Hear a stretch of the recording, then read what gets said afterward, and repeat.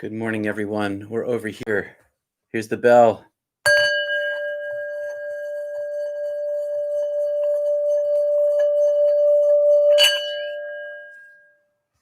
Hi, folks. I hope that folks show up here. We had trouble with the camera again. I do not know what's going on, but I am really trying to fix this problem, but I seem to have it all the time. Thanks for coming back, everyone. So welcome to Not Church. I'm going to put down here, hello from Maine. Hello from the coast of Maine, exclamation point. Today we're talking about who was Jesus Christ, and I'm going to start my little teleprompter now. That was a little embarrassing again, but that's the way it goes. Hello, everybody. Thanks for showing up. Well, we should probably wait a minute because we had, hey, Wendy, hey, Jim, Shelly, Ruth, Charlie, Lee, Sue, Colleen, Jim. I know Ken was there too. I'm not sure whether he is yet, but we'll wait a second. Sue, thanks for everybody. So here we go. I'm going to start my thanks, Charlie. Hi, Charlie. Welcome to Not Church, my friends, to our community where we reframe the Bible through the Sacred Heart of the near-death experience. I'm Reverend Peter Panagore, Master of Divinity, not so much a Master of Technology, twice dead, twice reborn, inescapably living in the light. Today, because you keep asking me, and because I've been preparing for this critical question since Not Church began, we ask, who was Jesus Christ? My answer puts a target on my back. But this is the 21st century where we know far more about our universe than our ancestors could ever imagine when they wrote the Bible, blind as they were to science, astronomy, quantum physics, and medical technology that has been resuscitating the dead for 50 years by the tens of millions globally. As open-eyed as they were to the eternal living light, they were just as blind to the science of reality. We're open-eyed too, just as we can be. And the 21st century is the beginning of the end of religion as we've known it because of science. And we know too much to be captured by the limitations of biblical literalism and its concurrent blindness to science. Yet, let's not toss out the accumulated wisdom of centuries of human beings' relationship to the loving prime source of all that there is. Capital L, capital P, capital S, meaning God. Wisdom and light is hidden in plain sight in the Bible. Wisdom is love, light is love. And if you find value in my words and work, if God touches you while you listen, please like this video and subscribe. These are easy ways to support Not Church. Thanks. And now, before blowing your cosmic mind, let's take a moment to settle in and to find heaven within. So sit up, take a breath in your belly and hold it there a moment, and then exhale gently and hold yourself empty of breath for a moment. Focus your mind and breathe on these words, heaven within. Let's do 3 breaths at our own pace. Heaven within. Begin.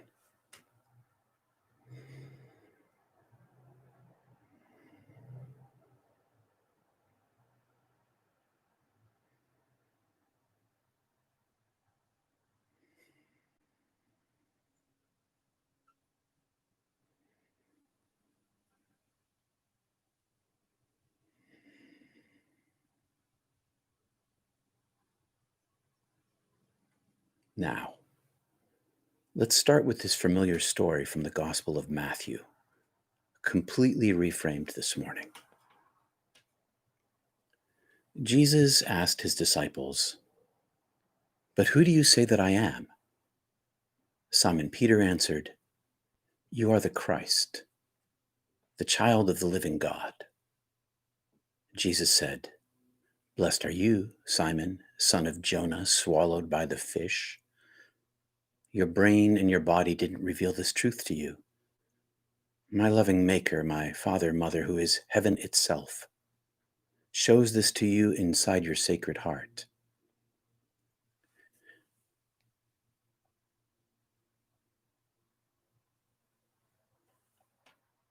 It's there that you see this truth. It's there that you see the truth, that God is the foundation of all the world and all there is. Your name, Peter, means rock. What you feel, see, and experience inside you is foundational. Your understanding on your inner experience of me, capital M, of the noetic understanding is the legacy I build inside you. It's my gift to humanity. The gates of hell shall not prevail against it. I give you the keys of heaven above. Whatever you bind on earth, you will find bound in heaven. Whatever you loose on earth, you will find loosed in heaven. Tell no one. Today's subtitled Exoplanets, Hell, Heaven, Binding, Loosing, and the Keys. I'm going to tell you a story this morning about my neighbor, the New York City professor of surgery, hotel owner, and devotee of Thomas Keating, who also funded a chair at Boston College. So, my friend, my neighbor, he came up to me one day on the gravel road out by our house, and he said, "Peter, you know I funded a chair at Boston College, and I think that you should go down to listen to this lecture. It's by an eminent scholar who's a visiting professor. I pay for his room, his board, his food. I pay for his whole year. And this lecture he gives is the public lecture that comes with the chair once a year. The title of the lecture is Jesus and the Extraterrestrials." So he caught my attention.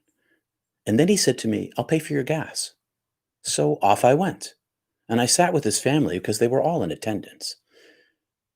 And this is what I heard: that your Jesus is too small.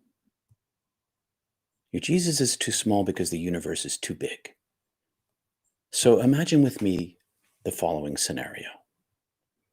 You all probably know about the asteroid that hit down by the Yucatan and caused the demise of the dinosaurs, when it destroyed the climate of the Earth and allowed the opportunity for mammals to rise up, eventually becoming human beings, Homo sapiens. Now imagine this: Homo sapiens with a certain DNA, and in a little village in the Middle East, a baby was born of human DNA. And he rose up to be the one spoken of in the Gospels this morning, in Matthew, the Christ. And then he said this: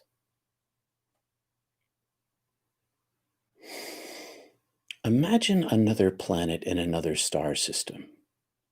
And in this star system, there's a habitable planet. And on this habitable planet, the asteroid passes by. And the dinosaurs, over millions of years, evolve into sentient beings, much like human beings, but with reptilian DNA, not mammalian DNA. And they develop culture and art and history, and they build nations and commerce and transportation, and they make babies, and they war, and they make love. And they build a beautiful civilization. Now imagine the 300 million, estimated million habitable planets in our galaxy. Could Jesus come to every one of them? Could Jesus come, the DNA human, to the reptilian planet and bring Christ's light there? Could DNA mammalian human Jesus Christ of Nazareth go to any other planet of any other DNA, of any other sentient form of being, developed completely separately from our Earth? Or are we the only ones who benefit from the light of God? You know how it is. When I was growing up, I went to two churches, Orthodox Church and Catholic Church, and I came home one day and I said to my dad, what the Catholic priest said to me, Dad, you're not going to heaven, you're going to hell because you don't believe like we do. The light of Jesus is only in the Catholic Church, said the priest to us. But my dad was Orthodox, and he got pretty upset at me because there's been fighting among the churches for centuries. My Jesus, not your Jesus. And we're always focusing on this guy, this DNA guy, and it's never been about him. It's never been about the man Jesus, the teacher Jesus, the incarnate one, the one who is able to speak to us and to our hearts and to open the way to heaven. For real, did that. But the Christ light is universal, and not just universal on earth where some church excludes all the people who aren't like them. You're not going to heaven because you're not my kind of Christian. You're not going to heaven because you're not a Christian at all. Is Christ exclusive to earth?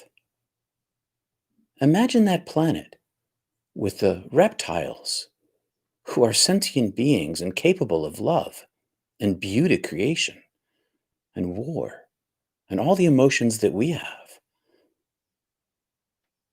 Could Jesus of Nazareth go to them, or are they excluded?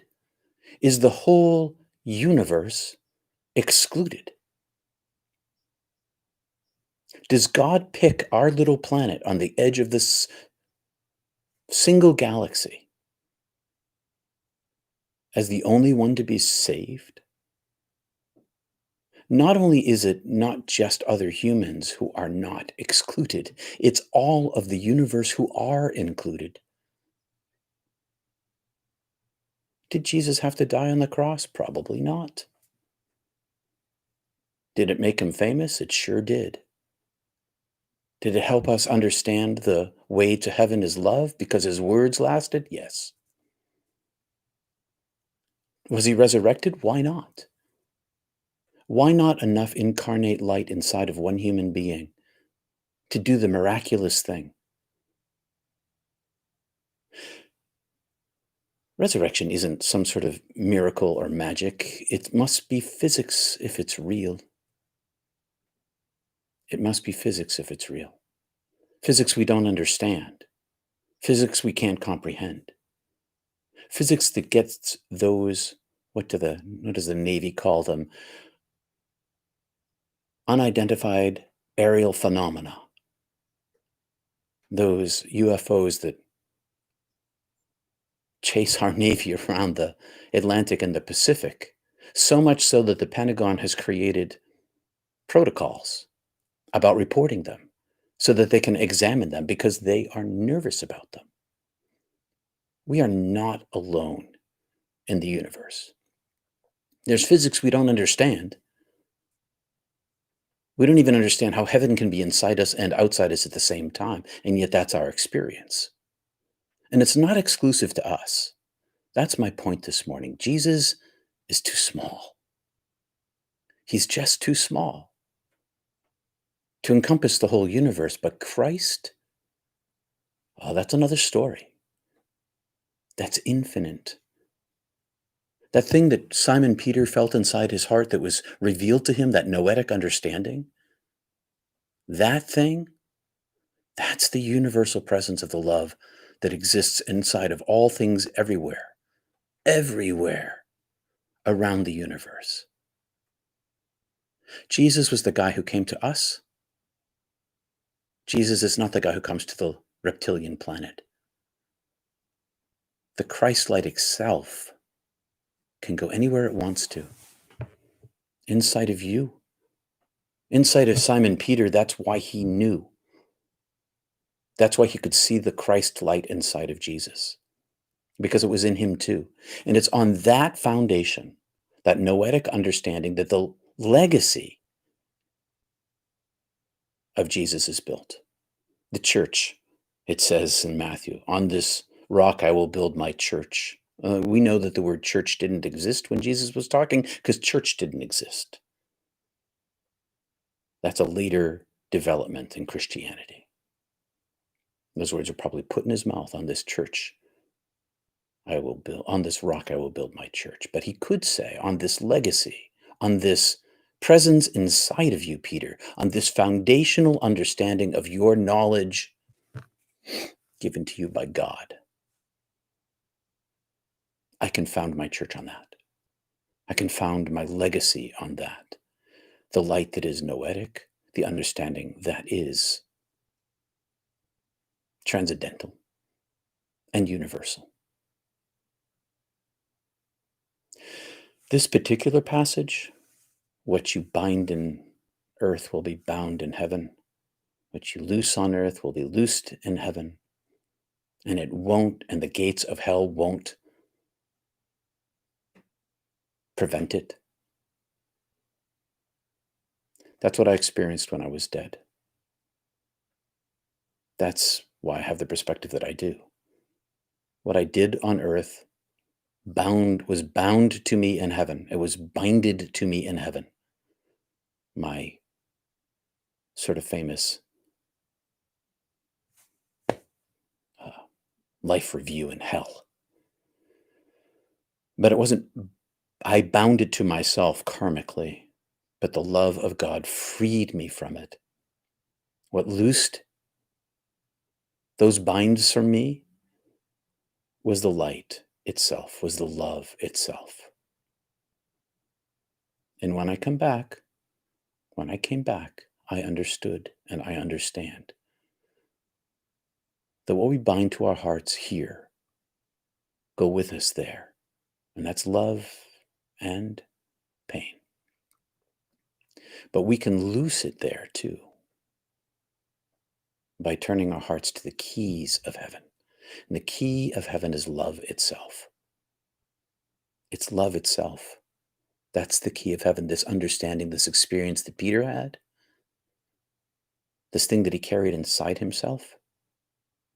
That is the key to heaven. That's what we're here for on Sunday mornings. That's what we're here for all the time, is to bring heaven inside ourselves now, so that what we bind to ourselves with our karma in life can be loosed in heaven, because we also bind ourselves to the light of God here. You bind yourself to the light of God, and that is what looses all the bad stuff when we get there. Jesus is just too small here for this earth. He's too small for just earth. The Christ light, that magnificent universal presence, is large enough for the whole universe. It's big enough for all of us. It includes all of us. It's available to all of us. This light, this love, it's universal. And I follow the teacher Jesus. He's my guide, my primary guide. I listen to his teachings. I research, I read, I try to understand.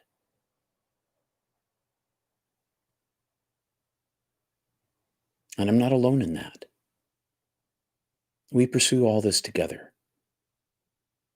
We've been doing it for centuries and centuries since he spoke and died and resurrected. The great resurrection isn't just for believers of Jesus. The great resurrection is for all whose hearts are bound to the Christ light by so many different names. So many different names, same substance. Those reptiles on that other planet, they don't speak English or Arabic or Chinese, Mandarin or Dakota. But God can speak directly to their hearts in the same way that God spoke directly to the heart of Peter, and the same way that God speaks directly to our hearts. This is going to get me in trouble. It's going to get me in trouble because everyone's included and no one's excluded. All you need to do, all we need to do, is turn our hearts to God, to the light, to Allah, to Source, to Alpha and Omega, to the wonderfulness, the goodness, the one being, the primary source. Aim our hearts. That's all it takes. Jesus said to Peter,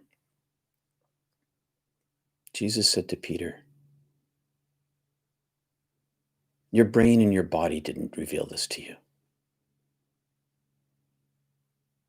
God revealed it to you as a direct experience of the presence of the living light.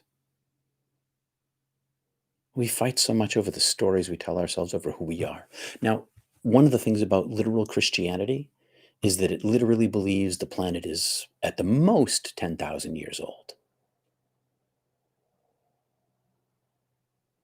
They don't believe in evolution. They don't believe in science. They believe that we're the most special thing in the world being the whole universe, and that it was all created for us. Well, that thinking is just too small. That's just too small. The planet is 7 billion years old, the universe 13 billion. There are at least 300 million habitable planets estimated in our galaxy alone. Are we the only ones? When finally the Navy or the Pentagon or whoever it is comes out with more evidence other than the videos that they showed a couple of years ago, you could Google about the UFOs, recorded from the jet fighters off the deck of the aircraft carrier. When more information comes out, that's going to disrupt theology. It's going to shatter our story we tell ourselves about being special, about being the most important there is. And we're not. We're just one among many. My friends, I ask you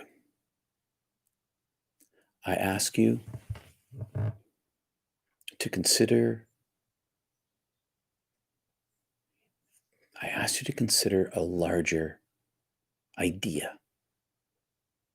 The universal nature of love extends beyond Earth. That's the big idea here.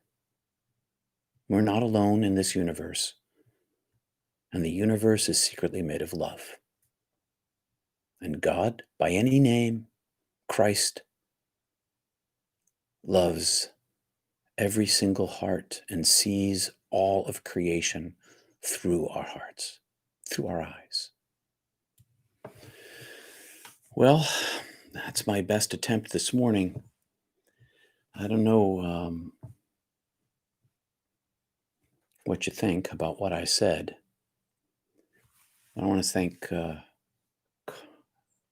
Shelley and Ruth for your gifts this morning. And I want to also say that my prayer is the Jesus prayer. That's the prayer that I've been praying forever. And I want to thank everyone for coming this morning. And if this fed your heart and your brain, please support Not Church by liking the video and subscribing and sticking around for the chat, which is just about now, or maybe commenting later. YouTube loves it when you do those things, and you help raise up our community visibility. And I'm available for the holy connection, conversation, counseling, and coaching at peterpanagore.love. Thanks to you who give cash support to Not Church. I appreciate it. Not Church will be here back next week because of your generous gifts of support. I appreciate it. Next week, because David asked, we're going to be talking about demons from my personal, mystical, and experiential perspective. But for now, for today, let's go back and talk about Christ, the size of the universe. And here's a question for you. Given what we heard today, given how small we are, do we matter? What do you think? All right, my friends, I'm going to move away the teleprompter, which wasn't working. Technology was not my friend today. I didn't have a great tech day, but so far, so good. Thanks, Geneva. I see a lot of the chat I missed. If you want to pop up questions again, that'd be great. You're welcome, Geneva. It makes perfect sense to you. That's good to hear. Um, Universal love. Thank you, capital Kim. Appreciate your support. Hello, Izumi from Tokyo. And Russell, it's fantastic. Peter, we need to keep pushing the boundaries of our thinking and our spirituality. This is brilliant, says Charlie. Thank you. It was a little, well, I feel a target on my back, but that's okay. Yeah, this message is held for review. Show that message. Sabine's message was held for review. Yes, shatter the story. It's so much grander than the limited story we've been told. Yeah, we're going to eventually. Thank you, Geneva. What I want to do eventually is in the Bible study. Uh, Begin by examining the first couple of chapters of Genesis. I don't know if you'd be interested in doing that, to deconstruct and remythologize the beginning, because as long as those stories are held as literal, those two stories of creation in the Bible, they're not one story, they're two stories. As long as those are held as literal, um, it's impossible to see what we're talking about. So we need to deconstruct those things in order to provide space for new thinking. This is the 21st century, for crying out loud. Thank you, says Luann. I'm an American living in Cyprus. Nice. Expanding my mind to a broader perspective. Thank you, Luann. I appreciate that. Opa, our half of Cyprus, our half, as if I'm actually Greek. I'm only culturally partly Greek. Um, Thank you, Sabine. Your gifts really do make a huge difference in this. Appreciate it a lot. Just got here. Can't wait to watch this. Do we matter? I guess we do if we're part of the whole. Me in my meat suit, probably not just the meat suit. Yeah, so the meat suit that we're wearing. The big question is, given the size of the habitable universe just in our galaxy, okay, do we matter? So I'm going to toss in this other thing here. To my grandmother, my great grandmother, um, illiterate in two languages. Her mother, okay, her mother, my great grandmother, came over from Greece, and I can say this truth, that my great grandmother did not know the galaxy existed. Didn't know it. Didn't know the Milky Way was a galaxy. And furthermore, didn't know that our Milky Way is a galaxy among a septillion other galaxies. She was a faithful, loving Greek Orthodox adherent. But her God was too small. Her understanding was too small. It wasn't her fault. It's just the circumstance she was in. But now we know too much. We just know too much to think that the world was created 9,000, 8,000, 10,000 years ago is some kind of instantaneous production, and that the dinosaur bones are a paleontological conspiracy set forth by scientists. That's just ridiculous. We need to rethink our stories. And actually, what I'm hoping for is a unified story of humanity and the understanding of our divine self. And I think that's what's happening now. I think that the great global awakening, and thank you, Connie, the great global, and Mary, the great global awakening that's driven by science, the resurrecting of tens of millions of people who've had near-death experiences, coming back talking about love. That's a big thing. It's an opportunity to have a single story about our origin story and eliminate our warring, because when we are finally publicly visited by sentient beings from other star systems and their super souped up spacecraft that move in ways we can't comprehend the science behind, we're going to need a new story about who we are. We're going to finally slam into the truth that we are not alone in our universe and that our theology is just way too small. That day's coming. That day is probably already here. That day when more and more of us who've had visitations from people from other star systems are open about it, like the US Navy, like the Pentagon. And I've had one of them. I've got a video, and now maybe I can grab that URL and pop it up here for you. Can I do that? No, I can't leave this space. I've got a video about the encounter that I had with 4 other guys in a car. Changed my view forever. All right, back over to the stream here. I'm just chit-chatting here. Well, I should be answering questions. If you have a question, a great way to use this super chat is to pop a question into the super chat. That brings it right to where I can see it. Thanks. Yes to Bible study. I'd like to hear your take on Genesis. Yes to the Bible study. I need to listen again, go deep. Our global spiritual development has not kept up with science. That's where you preaches come in, says Wendy. Preaching it. Am I a not preacher at Not Church? I don't know. I don't know what I am. I can tell you this, that I get a lot of correspondence from people who don't like what I say, because I'm challenging their narrow theologies, because they don't understand that it's even possible to die and go to heaven and come back. That's like bad in certain biblical points of view. So there's that. But then we're talking about the universal nature of the Christ light that was always here and always present and always available.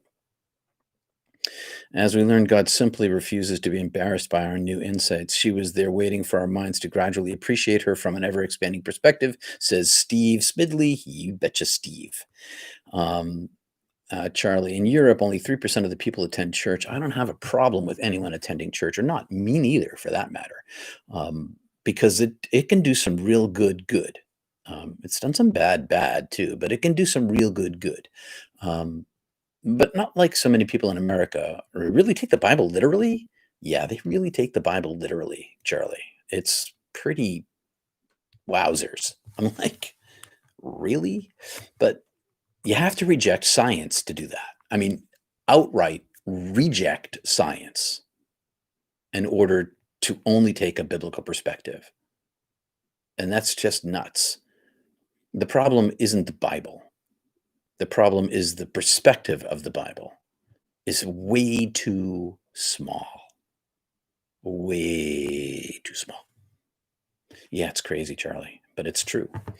From Ray Bradbury's poem, Christus Apollo.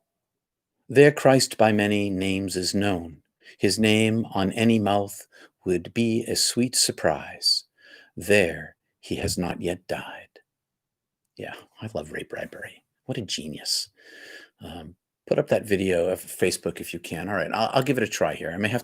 I may vanish for a second here. Let's see what I don't know if you can still see me or not. Oh, wait a minute. I got it. I copied the link. I'm dropping the link in. So this is my little UFO experience, and I'll title it UFO experience. And that's in the chat there. But don't watch it now. Watch it later. Yes to the Bible study. We love. I'm losing space here. Where are people talking? You're a guided teacher, says Colleen.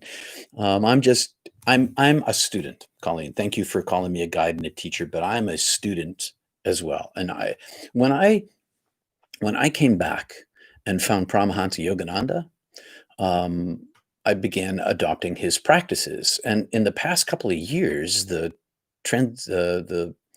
Self-Realization Fellowship has approached me numerous times to join them with them, because they hear in my talks what Paramahansa was talking about. But I can't do this one thing with them. I can't declare Paramahansa as my guru. I have a guru. My guru is God. My guru is the Christ light. My guru is the experience directly born of being dead. That's who my guru is. And so I'm a student, Colleen. I'm in pursuit of the same thing you are. My understanding here is limited. Only God has great unlimitations, unlimitedness. I invented a new word, unlimitations, unlimitedness. But I appreciate what you're saying, Colleen, and I'm doing my best as a student to continue to explore and continue to expand our thinking about who and what we are. Okie dokie. Back to the, yes, I had some nasty things said to me, says Lee, because I don't preach the Bible literally, says Lee, who's also a preacher pastor type. The Bible is valid, not 100% accurate. It contradicts itself constantly. Yeah. So did you know that in Genesis, baboom, there are not only two creation stories, there are baboom, two Noah stories. And in the first Noah story, 2 by 2, they go on the ark. And in the second Noah story, 7 by 7, the special animals go on the ark. Lots of that kind of stuff in the Bible. It's not a history book. It's not a science book. It never was supposed to be either of those things. It is a book of truth with a capital T, without necessarily being true with a small t, thanks to Joseph Campbell, the great American mythologist, for that nugget of gold. You can tell the truth, capital T, without it necessarily being true. That's what fiction's all about. That's why fiction is such a great thing. Literature, high literature, tells the human story. It doesn't have to be true to tell truth. The Bible is like that. It tells truth without necessarily being true. That's the that's the tool set of myth, symbol, and metaphor. They're those wonderful, wonderful tools. No way we can take the Bible literally. Nope. The Bible is metaphorical, says Charlie. Ken says, and I know I'm missing people, what you're saying. I know that I am. Popping it up through Super Chat is easier to see. I woke up this morning with a YouTube comment directed at me stating, "Let me tell you what I think." Ken, when I end up in the doghouse for causing good trouble, I've always found those in the doghouse with me always to be exceptional people. Woof, woof. Yeah, doghouse is where even as a kid, even before my near-death experience, I was in the doghouse. I was that ADD kid just trying to be funny in class and breaking rules and getting in trouble. Yeah, doghouse. So we're students helping each other. I'm going with your guru. This is Colleen Paramahansa Yogananda, autobiography of a yogi. And if I had the book right here, I'd show it to you. It's he taught me how to pray. I mean, along with Thomas Keating. Thomas Keating definitely taught me how to pray. Paramahansa Yogananda taught me how to enliven my prana, my chi, in order to become more present to heaven within and without. Narrative demands a timeline and good guys and bad guys. Yeah. There's no literature without drama, and drama requires conflict. Not enough mouth yoga these days. My lips are pretty tight. You're so fortunate to have an NDE, Peter, and so are so many others. The information you get is so profound, although we know it has its challenges. It's a major blessing. Thanks, Geneva. It's like a blessing and a curse. That's how I've experienced it, because from the moment I came back, I was outside Christianity. Ba-boom. Like, not really a Christian anymore, because my theological understanding was shattered and replaced by direct experience. I work within Christianity because that's the dominant religious culture of my people here in New England, but also because Jesus really knew what he was talking about. Okay. Jesus really knew what he was talking about. He's got so much wisdom to give us if only we have ears to hear. And to do that, you have to kind of break the ear that you had growing up in church, because it's the ear of the heart that he's talking to, not the ear of the mind. And he tells us that very clearly in Matthew. He says, Peter, it's not your head, Peter. It's your heart, Peter. It's here that the wisdom is born. You don't understand it because you have a theological background. Previously in the same passage, it says some think it's Jeremiah, some think it's Elijah, some think it's John the Baptist. It's not about thinking, it's about being in the presence itself, experiencing it for yourself now, here with us, every day, all around you, in everything. The God, the circle whose center is everywhere and whose circumference is nowhere. I don't know who said that, but it's totally true. Charlie's in the doghouse, so is Colleen. Amen, says Shelley. Do you feel you need a faith? Do you feel you still need faith in what you didn't see? A Heavenly Father's asks Sue. Good question. I think that faith really helps people. I think that belief is an intellectual decision that you make. I think that faith comes from belief, but that's born of experience of God. You have a direct mystical experience of God, and now you have a partial knowledge of the divine self. Say, for instance, your dead loved one comes to visit you, and now you know that the afterlife is real, or you have an out-of-body experience, or an angel visits you. That kind of thing builds into faith. But as for me, I live in a different place. Faith and belief were erased from me when I died and came back. I am not a faithful person. I don't have any belief. I know God is real, and I know that I don't need to know all there is about God to understand the infinite love that lives inside me. I just need a droplet of it. I don't have to have all knowledge. I just need to have a drop of knowledge. And that's what I got to bring back.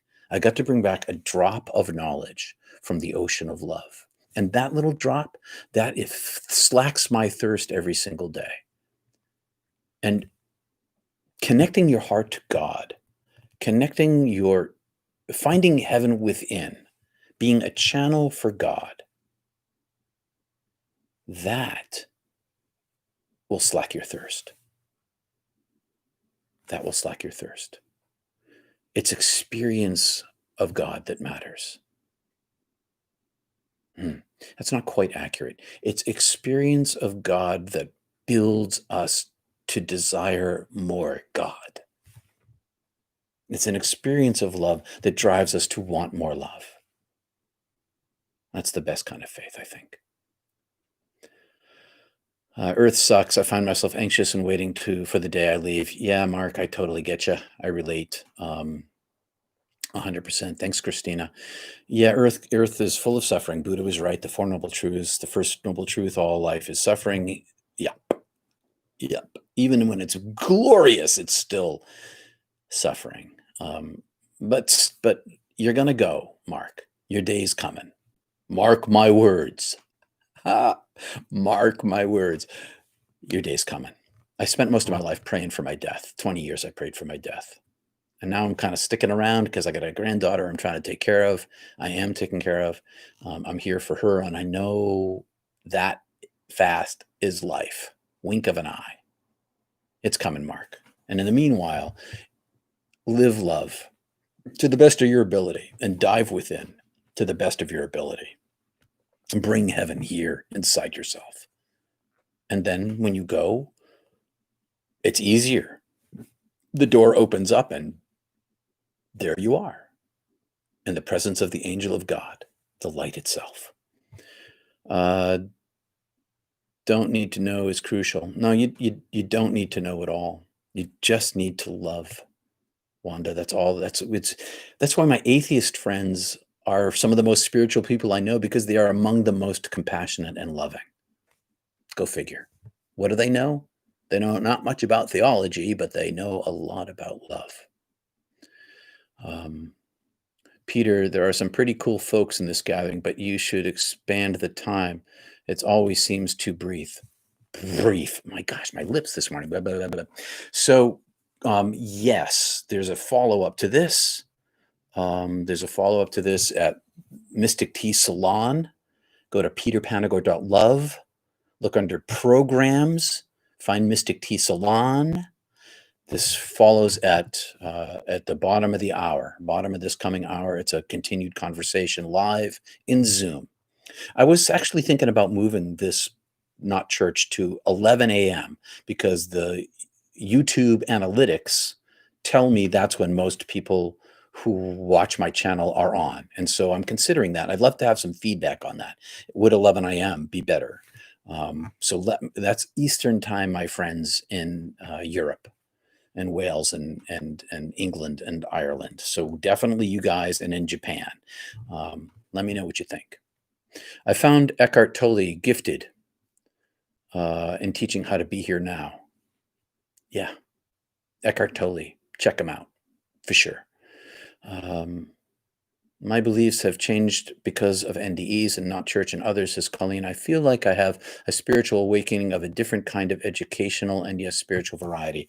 Yeah, I'm trying to bridge this gap between the educational and the experiential, and how much of each, and how do I do it? I'm still trying to figure all that out in terms of what's best for you. What's best is a way for me to help you find this thing inside you, capital T on thing.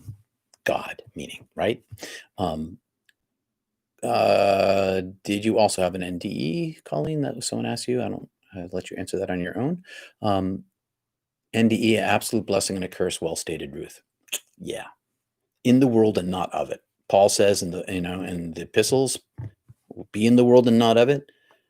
As that, because he was in the world and not of it, because he had either a mystical experience or a near-death experience, a unitive mystical experience or a near-death mystical experience. Paul did, and he was in the world and not of it. It's not a happy place to be. It can be a joyous place, and it can be happy, right? But it's also disassociating and sort of depersonalizing, non-attaching. It's this weird sort of life. Ignorance is bliss, I'll tell you that. So when we open our hearts with love, miracles present themselves to our lives, which is the carrot for more love. Oh my God, that is the thing of it. Sibiliasa. I can't know if I'm saying that right, but yeah, when you become the presence itself, when the presence becomes the center of your being, it leaks out into your life. It radiates out into your life and makes things happen. It's not like desiring this and desiring that. You desire the oneness of being. You desire the center of yourself. You desire the core of your being, the ground of who you are. And in the desire for that thing, that light thing, all these other things manifest. All these other things are produced as a result. These things that are things of beauty and love, these things that help you understand and grow, these things that aren't things at all, the gifts of God that are not things but are experiences. Click the thumbs up. 94 watching. 94 watching. That's really great. Hi everybody. That's the toppers so far with Not Church on a live feed. Many churches mischaracterize Jesus and make a character that fits the narrow doctrine. Oh yeah. Yeah. The Patriot Church. Did I just say that? Yeah. In the image of man, we create God. That is the crazy thing we do. And in a cultural context, the idea that Jesus was trying to get across to Peter is that it's not a brain thing at all. It's an experiential thing. It's the thing, the noetic knowledge in his heart, which helped him understand the Christ light in Jesus. The Christ light in Paul and Peter saw the Christ light in Jesus. That's why he could see who he was. And it wasn't about theology. It wasn't about deciding that Jesus was this way or that way. It was simply seeing the light inside him. It's the light that matters, my friends. It's the light that matters. 11 a.m. would be awesome. Thank you, Beth. Ursa Major, 11 a.m. Eastern would be better. Better to expand Not Church rather than Mystic Teapot. Yeah. That's cute. The Mystic Teapot, I like that. But yeah, so Not Church is really the lead thing that I'm trying to do here. Not the Mystic Tea Salon is a conversation, and that would just shift to after Not Church. But I need to hear from everybody, and I'll put up a poll this week. I'll do that. And if you all would participate in the poll, maybe even after this, if I have a minute or two, I'll pop up a poll which I really won't have because this is we're done at the bottom of the hour here, and Mystic Tea Salon is waiting. And thanks everybody for your gifts this week. That seriously, it's uh, I am unemployed, so I'm doing this full time. I'm trying to start this ministry, Not Church and Mystic Tea Salon and the movie, and I'm trying to do all this stuff independently, so I don't need to go back into a church again. Because I have cooties. I have like cooties. I tried to get jobs in corporations and I just couldn't. Nobody's going to hire me. I'm way too far out there. All they have to do is Google me once to see what, 20, 15 pages of my work. And they're like, he's really smart, but gee, mm, I like what he says, but can't have him behind a desk at our company. That's kind of, which is good because then I'm able to do this. So this is what I really want to do. So anyway, my friends, 11 a.m. is good. 11 a.m. is better for us on the West Coast. 11 a.m. is good, says Kim. You may have 2 presentations since you started and then go off and on again, Peter, worth a check later. Yeah, I used to do 2 sermons in a morning in certain churches, and one was always better than the other. It's true. Usually the first one. I find ignorance terrifying. Yeah, ignorance is terrifying. Ignorance is terrifying. It's dangerous. Overqualified, not cooties, says Wendy. Thank you, Wendy dear. I find ignorance terrifying. I read that. I once read that Jesus was able to heal because he saw the perfect man while others were seeing the sinning mortals. Yeah. See, that's the thing. I think that may be true. The more we see of light inside others, the more we heal them, the more we heal ourselves. I'm going to go in about a minute because I got to take a little break between. Behind a desk would drive you nuts, Peter. Trust me. Oh, Rob, I know, but I do sit at a desk all day. I'm a writer. That's what I sit all day at a desk, and that's why I go out and I run every day or do something physical outdoors. But yeah. Oh, Colleen, you love the polls. Great. I'll be doing more of those. It's helpful to me to know what you guys are thinking. In John, it says that through him all things were created. The light of man is. Yeah, through him all things are created. All things. The whole universe is created. All of it is created through this light. All of it. As John Steinbeck wrote in The Grapes of Wrath, the whole shebang. Let's see. They're missing out if you have cooties. Can we get a closing prayer again? Yeah. Let's do a closing prayer, and then I'm gonna. So let's do that now. Good question. And let's see. Oh, I know what we need to pray about today. So.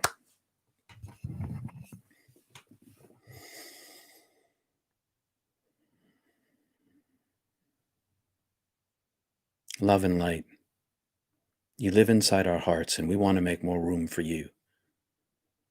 Let us become smaller that you might become greater. And in becoming greater, help us see and understand the light that you are inside everyone we meet. Help us to see that light. And in this time of American trouble, help us find inside ourselves a willingness to listen to those on the other side and to hear their truths about their dispossession from the American dream that they held so dear. Help us understand our humanity. Help us understand and listen with an open ear, a sacred ear, to the hurts and sufferings of those on the other political side. Because then we eliminate, Lord, that which divides us. And in that we find our connectiveness to the heart of you who lives inside all of us. Let us see the light inside each other. I pray that this nation opens its eyes to your presence, that in even having different points of view and different experiences in our America, historically and currently, that we can see inside each other's hearts and understand each other's stories and find ways that we can build a more perfect union, including everyone and excluding no one. Everyone, Lord. Everyone. Because everyone is beloved by you. Everyone a child of God. This week may we see in each other your light. And if we hear hurtful words, we breathe them in and breathe out love. Amen. Thank you, everyone. Thank you, everyone. My friends, I will see you next Sunday. Thanks for coming. Not Church, go to peterpanagore.love, find the programs tab, and meet us at the Mystic Tea Salon now, because I'm late. Peace and love, everybody. Namaste.